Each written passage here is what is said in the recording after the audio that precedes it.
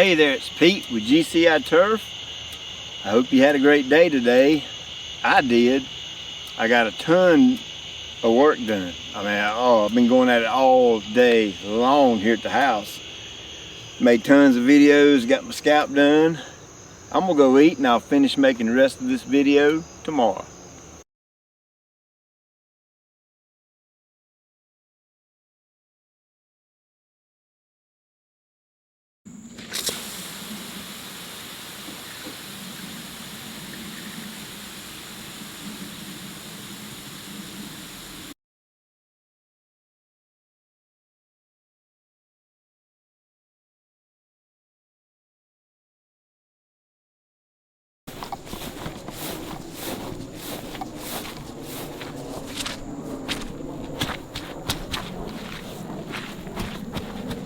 Alright, so for the most part, that's scalped down pretty good.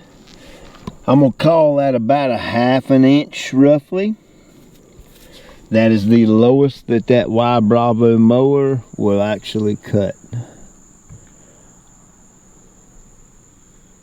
So the first step I did was I sprayed it all and killed it all off, and once it was good and dead, and this is Kentucky bluegrass, so it doesn't take much at all to kill it as far as Roundup goes.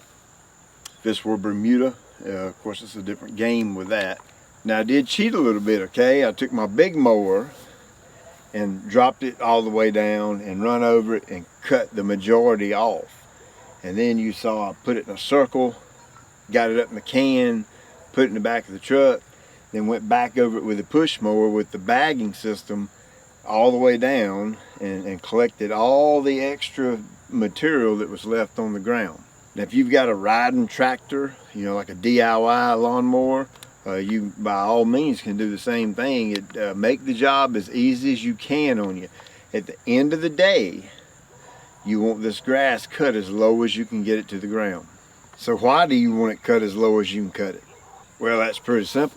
In a renovation, when we're starting over kind of from scratch, we want as much dirt exposed as possible. When I bring some plugger in here and a slit seeder, I don't want to have to be fighting through a bunch of dead grass, and neither does that grass seed. That grass seed needs every opportunity in the world to germinate.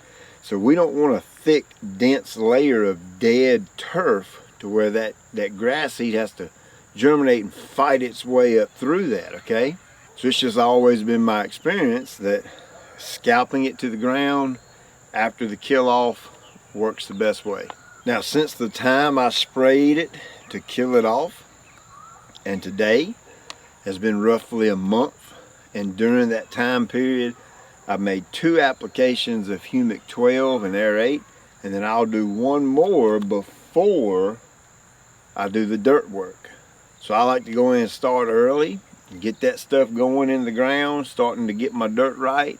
That way when I put my grass seed down and the finished product is done, and things are ready to rock and roll. Now you did notice I didn't waste no time. As soon as I applied the products, I went on and watered that in to go and get that activated and get it going.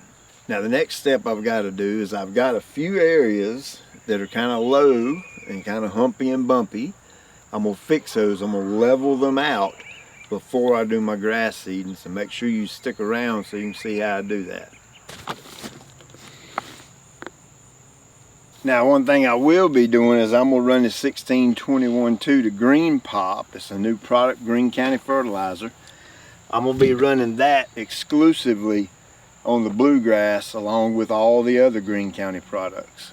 Now if you're unsure about starter fertilizer, I've got a guide. It's free. It's in the description. You can check it out. It gives you several options that you can apply on your yard. Now listen, make sure you subscribe to the channel and get on my email list, because I'm giving away a huge Christmas gift. It's going to be enough equipment to start a lawn care business. I'll link all that up in the description. You can check it out. So hey, thank you for watching. I appreciate you taking time out of your day to watch us do yard stuff. And all I'm trying to do is get my bluegrass right. Check you later.